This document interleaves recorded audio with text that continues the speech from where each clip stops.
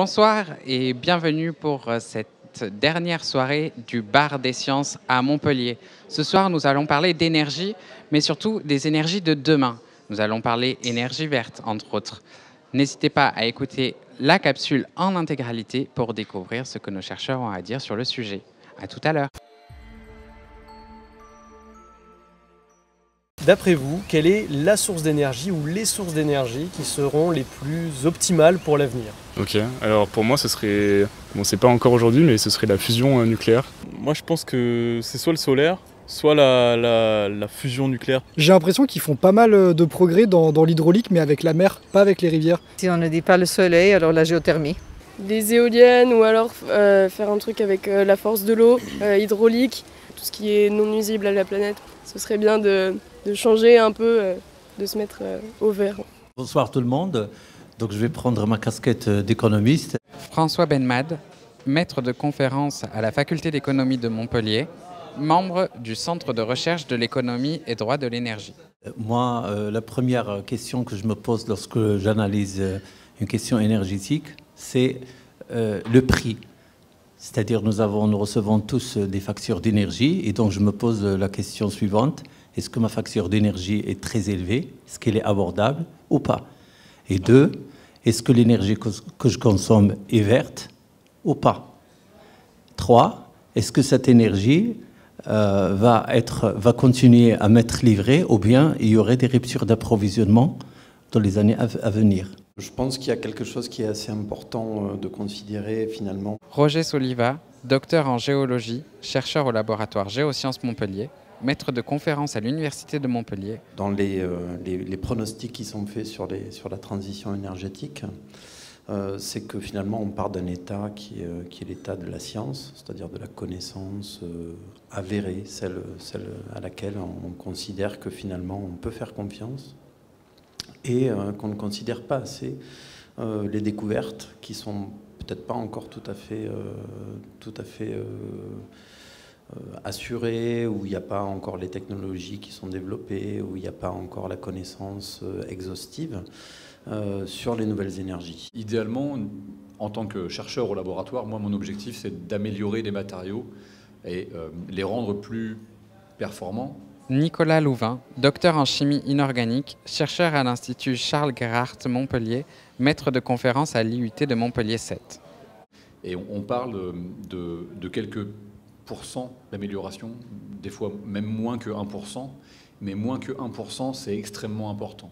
Aujourd'hui, quand on fait une batterie, en laboratoire ou dans l'industrie, on s'attend à ce qu'elle fasse 2 ans à peu près, minimum. Et qu'en 2 ans, elle perde moins que 20% de sa capacité initiale.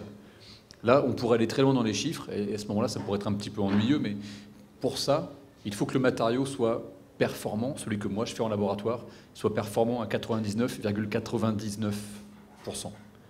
Et aujourd'hui, quand on fait un laboratoire, quand on a des étudiants chez nous qui font des batteries, bon, elles sont performantes à 90, 95, 99% dans le meilleur des cas.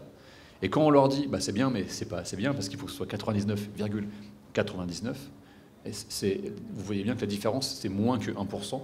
Et en fait, c'est là qu'on a toute la différence entre un matériau qui fonctionne un petit peu dans le temps, qui va marcher 1 mois, et un matériau qui fonctionne 2 ans.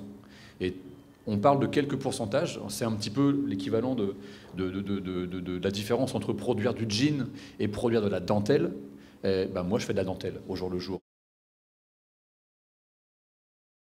Je me posais une première question. Je vous ai entendu parler d'énergie verte, notamment quant aux panneaux solaires, aux éoliennes. Et je me demandais si elles étaient vraiment si vertes que ça. C'est-à-dire, quant aux déchets qu'elles vont produire sur leur fin de vie, tout ce qui est recyclage. En tant que chimiste, une énergie verte, ça c'est un concept de communication. L'énergie, elle ne peut pas être verte. Il y a forcément quelque part... forcément, on va consommer quelque chose. Donc en fait, globalement, il faut penser l'énergie comme la moins polluante possible. Mais l'énergie, il y a forcément un impact. Sans parler des déchets ou de recyclage, en fin de vie, déjà la production. Une éolienne, c'est beaucoup de métal, beaucoup de plastique, tout le reste aussi. Utiliser l'énergie marémotrice, comme ça a été évoqué avant dans le micro-trottoir et par mon collègue, ça demande des matériaux qui vont résister à des pH particulièrement corrosifs, parce que la mer est corrosive. En fonction, en plus du climat et du taux de CO2, ça va encore évoluer. Et tout ça, ce sont des matériaux qui sont forcément à haute valeur ajoutée, puisqu'il faut que ce soit, il faut que ce soit des matériaux réfléchis, conçus, produits. Et tout ça coûte en énergie, en temps, en argent, en CO2. Et en fait, l'énergie la moins polluante, ça va être celle qui va utiliser des ressources renouvelables, durables, le vent, le soleil, en tout cas à l'échelle humaine. Mais c'est qu'il y a aussi dans les exemples que vous preniez, vous avez pris le solaire et l'éolien, une énergie qui n'est pas stable dans le temps. Ce qui veut dire que si on veut, on pourra d'ailleurs parler des batteries, du stockage, si on veut pouvoir utiliser cette énergie-là, il faut pouvoir la stocker en masse. Alors pour l'instant, les batteries, on sait stocker localement, c'est vraiment très important pour redéployer, pour l'utilisation dans les réseaux, mais il faut pouvoir stocker en grosse quantité. Et donc ça nécessite, au-delà des batteries qu'on va fabriquer, qui elles peuvent aussi, par leur exploitation ou par un non-recyclage, être polluantes. Au-delà de cet aspect-là, si on va vers le stockage souterrain, stockage d'énergie temporaire, qui utilise des réservoirs géologiques pour mettre par exemple de l'air comprimé en profondeur ou transformer cette énergie en chaleur pour faire du stockage thermique, ça nécessite aussi d'autres moyens supplémentaires qui peuvent être potentiellement coûteux en énergie aussi, mais polluants, utiliser des matériaux, etc. Donc ces deux exemples du solaire et l'éolien sont des énergies qui sont dites renouvelables, mais qui sont dites surtout intermittentes. Pour rester sur la thématique du recyclage, une question très pratique et très concrète. Aujourd'hui, si mon portable arrête de fonctionner et que je décide de le recycler dans une benne spécifique pour le portable, quel est le circuit ? Est-ce que vous le connaissez ? Est-ce qu'il y a une transparence sur ce circuit de recyclage ? Et la deuxième question, ça serait, est-ce qu'en France, on est bon pour recycler ça ? Ou est-ce que c'est d'autres pays en Europe qui s'en chargent ? Est-ce que c'est un travail de co-construction ou, voilà. Merci. Vous avez 2 heures. Question difficile, je n'ai pas toutes les réponses. Le circuit, c'est... En fait, pendant très longtemps, notamment dans le domaine des batteries, à ion lithium, les batteries au plomb, ce n'est pas celles des téléphones portables, et elles sont recyclables et elles sont recyclées. Dans les batteries à ion lithium, pendant très longtemps, on ne recyclait pas tout.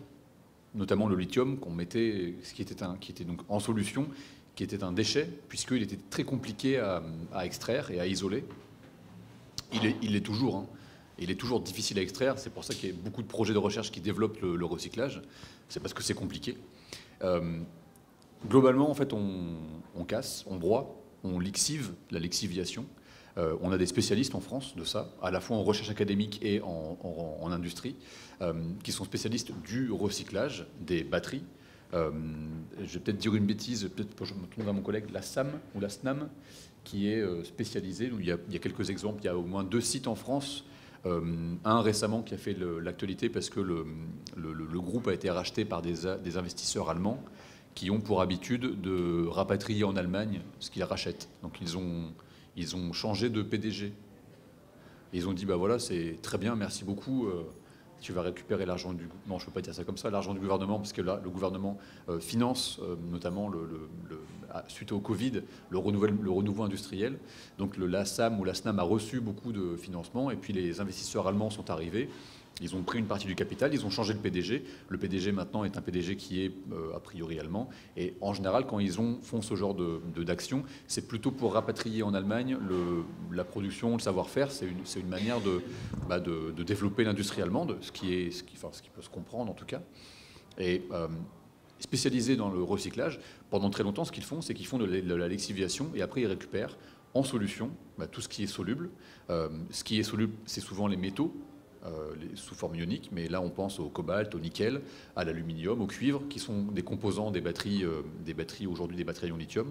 Et ça, on sait le recycler. C'est facile à séparer et c'est relativement facile à extraire et à réemployer. Le lithium, un peu moins, et donc pendant très longtemps c'était un déchet, et aussi parce que le lithium fait peur. Une fois qu'il est stocké, sous cette certaine forme, il peut avoir les mêmes problèmes que lorsqu'il est dans la batterie, ça peut s'enflammer. Alors, les origines sont différentes, mais ça fait quand même un peu peur. Et donc le stockage du lithium est toujours un peu délicat. Moi, je vais m'inspirer de ce que vient de dire mon collègue sur le rôle central de ce recyclage, de cette valorisation de déchets dans le stockage. Parce que le stockage, c'est le maillon manquant dans les marchés électriques européens. Et là, si vous voulez, on va prendre un marché pour revenir à des choses que vous connaissez, le marché de l'électricité allemand. Donc les Allemands, ils ont fait une transition énergétique qu'ils appellent, pour ceux qui sont germanophones, Energiewende 2.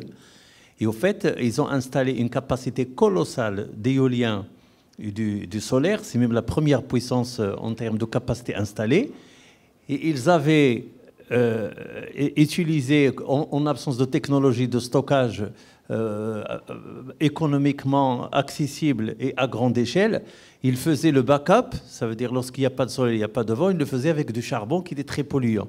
Et puis ils ont décidé d'en sortir à l'horizon 2030, en comptant sur le gaz importé de Russie. Qu'est-ce qui se passe? Les Russes sont en train progressivement de fermer le robinet. Soi-disant, il y a une turbine de Siemens. Bon, c'est il est en train de leur dire que l'hiver prochain, vous n'aurez pas de gaz. Et donc, qu'est-ce qu'ils ont fait, les Allemands? Ils sont en train de redémarrer les centrales à charbon qui sont extrêmement polluantes. Donc, on revient en arrière. Et il n'y a pas que les Allemands, tout le monde est en train de le faire. C'est la mode maintenant, le charbon. Hein. Le charbon, il devient l'enfant chéri de mix énergétique européen. Et donc, si on arrive à avoir une rupture technologique, et il y a des chercheurs qui travaillent dedans, comme mon collègue, soit par les ressources dont on dispose, soit par tout ce qui est valorisation, etc., avec tous ces talents et ces startups, pas à court terme, mais à moyen terme, on aura quand même une technologie crédible qui va nous permettre de faire le stockage. Et là, la transition énergétique basée sur les renouvelables, ça va être un succès. Mais en absence de ce stockage, c'est pas un bon modèle. Le modèle allemand, c'est pas un modèle à suivre. Donc nous, avec notre nucléaire, avec toutes les critiques qu'on reçoit, quand même, on arrive à joindre les deux bouts de fil parce que nous, on n'a besoin que entre 14 et 15% de gaz naturel, alors que les Allemands, ils en ont besoin de 55% pour boucler leurs besoins en énergie. Merci à notre intervenant pour cette super conclusion. On se retrouve l'année prochaine pour des capsules du Bar des Sciences. En attendant, n'oubliez pas de vous abonner à la chaîne et d'aimer cette vidéo. Bonne soirée.